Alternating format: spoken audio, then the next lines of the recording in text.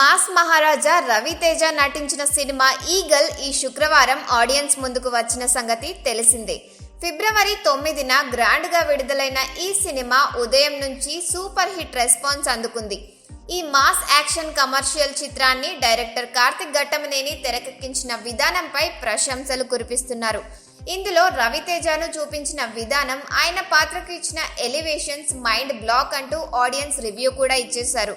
దీంతో రవితేజ ఖాతాలో మరో బ్లాక్ బస్టర్ హిట్ పడిందంటూ సోషల్ మీడియాలో ప్రచారం జరిగింది. టైగర్ నాగేశ్వరరావు తర్వాత మాస్ మహారాజా నటించిన మూవీ కావడంతో ఈగల్ పై అంచనాలు పెంచేశారు.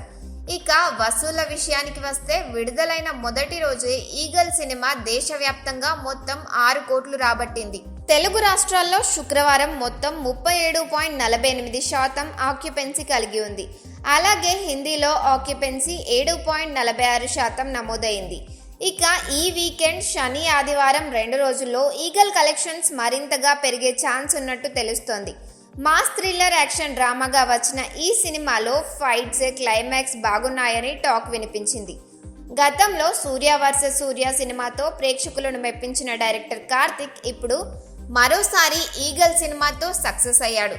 ఈ సినిమాలో అనుపమ పరమేశ్వరన్, కావ్య తాపర్ హీరోయిన్లుగా నటించగా అజయ్ ఘోష్, శ్రీనివాస్ అవసరాల, నవదీప్, మధుబాల, ప్రణీతా పట్నాయక్ కీలక పాత్రల్లో పోషించారు. ఇక ఈ చిత్రానికి దావ్ జాన్ అందించిన సంగీతం హైలైట్ అయ్యింది.